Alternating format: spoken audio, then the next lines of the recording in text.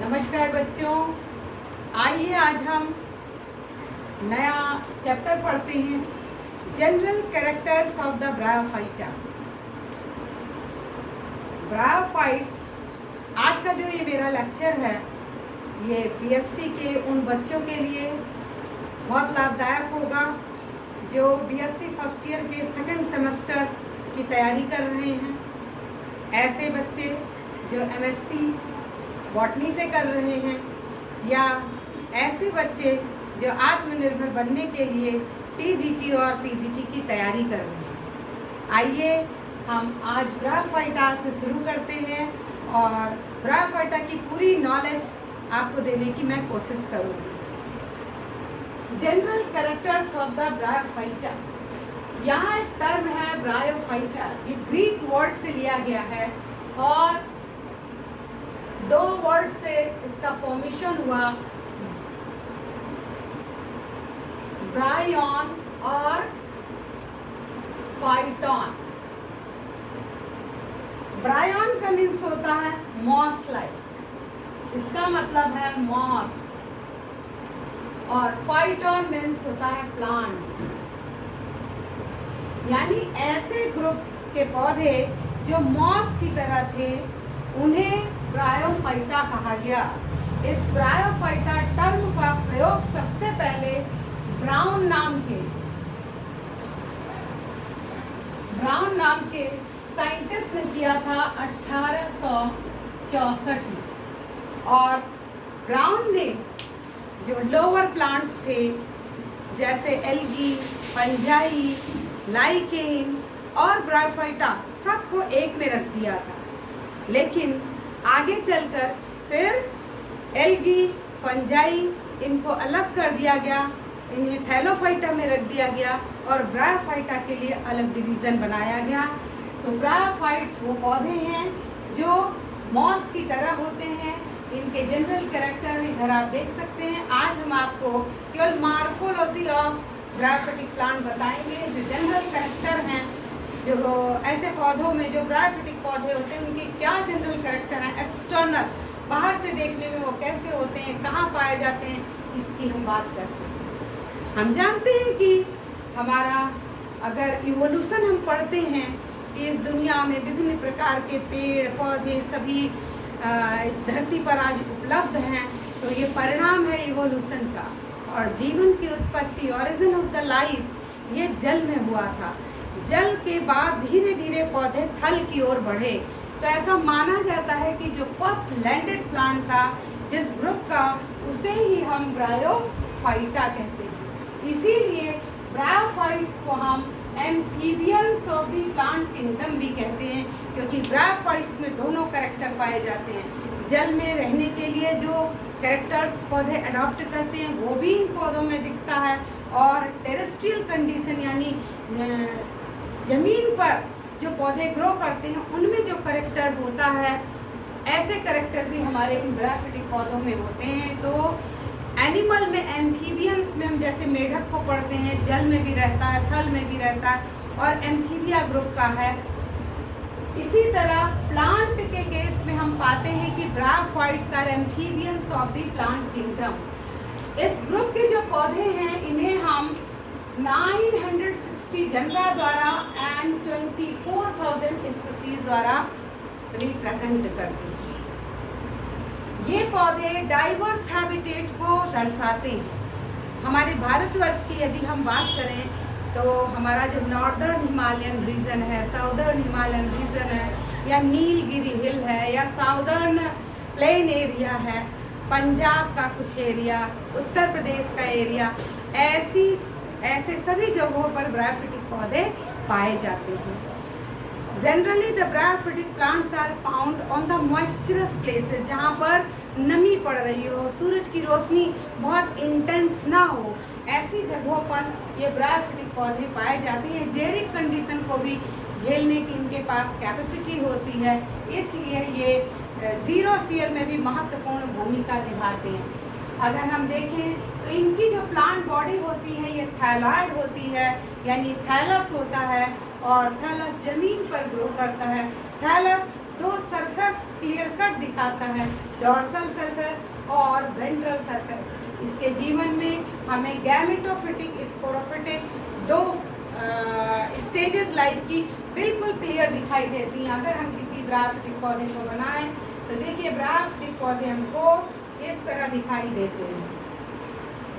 ये देखिए थैलाइड बॉडी है, कैसी है ये थैलाइड बॉडी है। और इस थैलाइड बॉडी में अगर इसे हम डॉर्सल व्यू में दिखा रहे हैं तो this is the dorsal view. Dorsal view पे हमको यहाँ मिडरिप दिखाई देता है, एक गहरी लाइन दिखाई देती है जिसे हम मिडरिप कहते हैं। ये डॉर्सल व्यू है इसका।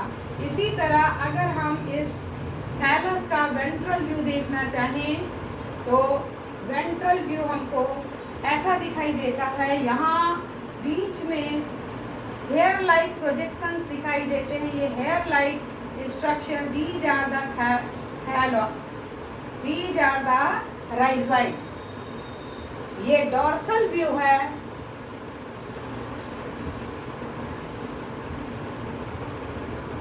और ये वेंट्रल व्यू है।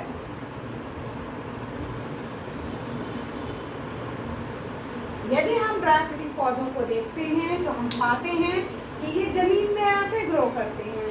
ये डॉर्सल साइड हुआ, और अगर ऐसे पलट दे तो ये वेंट्रल साइड। वेंट्रल साइड से ये जमीन को पकड़े रहते हैं, जिस ऑर्गन से अपने ये पकड़ते हैं जमीन को और पानी का अब्जॉर्प्शन करते हैं, जिसके द्वारा इसे हम कहते हैं राइजोइड।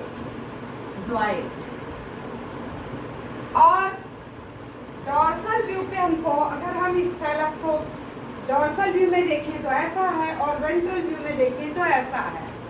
ये ऊपरी पोर्शन है और ये अंदर का पोर्शन है जो धरती के साइड में होता है। ये मिडरिप कहलाएगा। यहाँ हम एक और नई चीज पाते हैं कि ब्रायोफिटिक पौधे डाइकोटोमसली ब्रांचिंग शो करते हैं, यानी जब भी बटेंगे दो बराबर भागों में बटेंगे। देखिए यहाँ ये थैलस दो बराबर भागों में बट रहा है। यहाँ भी हम इसे देख सकते हैं, डाइकोटोमसली ब्रांचिंग इसी को कहते हैं जब थैलस दो बराबर भागों में बढ़ता है। अगर हम थैलस की इस पोजीशन को देखें तो ये इसका पोस्टीरियर पार्ट है,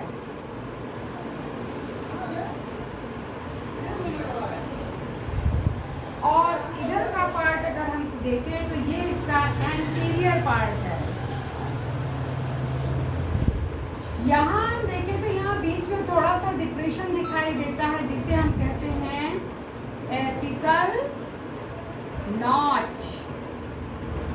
यही हमारा ग्रोइंग पार्ट होता है पौधे का। और ये डॉर्सल व्यू से हमने देखा, ये वेंट्रल व्यू से देखा। यहाँ देखिए मैंने ये लिख भी रखा है कि gametophytic, sporophytic phases are shown very clearly. The thallus shows dorsal and ventral view. ये यहाँ आप देख सकते हैं।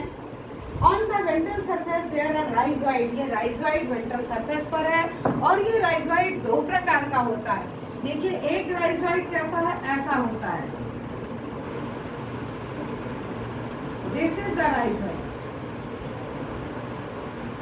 सिंपल, अंदर कोई प्रोजेक्शन नहीं है। ऐसे राइजोइड को हम कहते हैं स्मूथ वॉल्ड राइजोइड। ये है स्मूथ वॉल्ड राइजोइड, और यही राइजोइड यहाँ पर स्मूथ वॉल्ड राइजोइड है, और यही राइजोइड यहाँ हम देखते हैं तो एक दूसरे प्रकार का भी राइजोइड हमें दिखाई देता है। कुछ ऐसा होता है, इसमें पेग लाइक प्रोजेक्शन डेवलप हो जाते हैं, these are peg like projections. और ऐसे राइजोइड को हम कहते हैं ट्यूबरकुलेटेड राइजोइड। तो ये जो यहाँ हमने बनाया ये है ट्यूबरकुलेटेड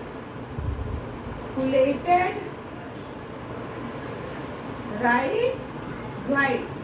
तो इस केस में हम क्या देख रहे हैं कि ब्रायोफिटिक पौधों के वेंट्रल सरफेस पर दो प्रकार के राइजोइड हेयर लाइक प्रोजेक्शंस हैं जो धरती को पकड़ने का काम करते हैं। जैसे हायर प्लांट में रूट, वैसे ही ब्रायोफिटिक पौधों में ये राइजोइड है, और ये राइजोइड स्मूथ वॉल्ड भी होता है और ट्यूबरकुलेटेड भी होता है। इसी के साथ साथ हम वेंट्रल सरफेस पे एक और प्रोजेक्शन देखते हैं। ये प्रोजेक्शन हमको मार्जिन पे भी दिखाई दे सकता है।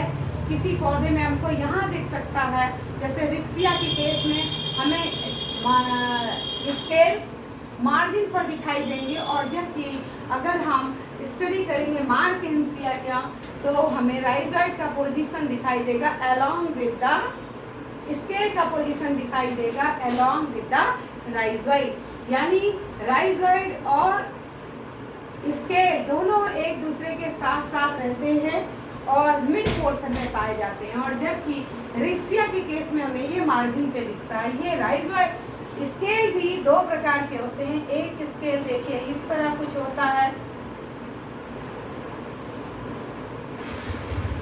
अगर इसकी सेल्स हम बना दें तो ये स्केल हमको ऐसा दिखाई देता है।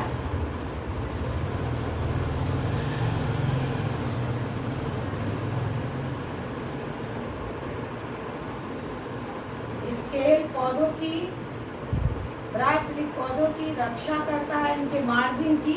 ऐसा स्केल कहलाता है लिगुलेट,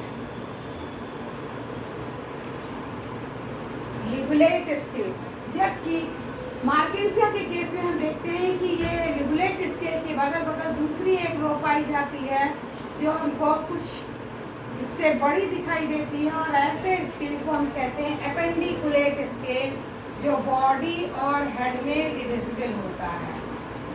अगर देखें ये इसकी हेड, इसका यह पार्ट हेड कहलाता है और ये वाला पार्ट इसका बॉडी कहलाता है। तो हम इस केस में देख रहे हैं इस प्रकार के स्केल को हम कहते हैं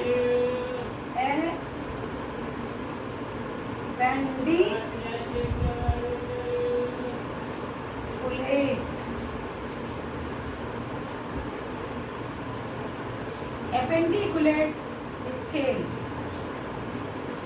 तो यहाँ आज हमने क्या जाना, general characters of the bryophytes, और जाना कि ब्रायोफिटिक पौधे वो पौधे हैं जो लैंड पर ग्रो करने वाले पहले ग्रुप के पौधे कहे जाते हैं, और ब्रायोफिटिक पौधे डॉर्सी वेंट्रल व्यू शो करने लगते हैं।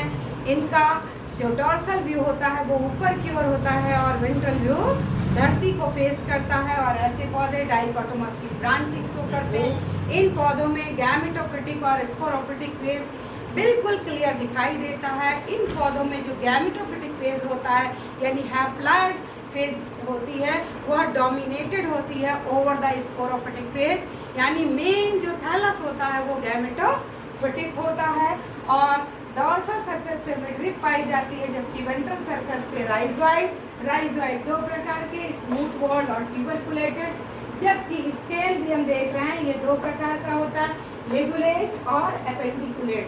तो आज आपने ये जाना कि ब्रायोफिटिक पौधे कैसे होते हैं देखने में, कैसे ग्रो करते हैं। ये रेडियल सिमेट्री शो करते हैं, प्रोस्टेट ग्रो करते हैं। धीरे धीरे जैसे इनमें विकास होता जाता है तो थैलस जो प्रोस्टेट ग्रो कर रहे थे वो इरेक्ट ग्रो करने लगते हैं, और ऐसे पौधों को हम मॉस कहते हैं। आशा करती हूँ आपको ये मेरा पढ़ाया समझ में आया होगा। अब इसका आप स्क्रीनशॉट ले लीजिए ताकि इसके जनरल कैरेक्टर्स को आप लिख सकें। Thank you.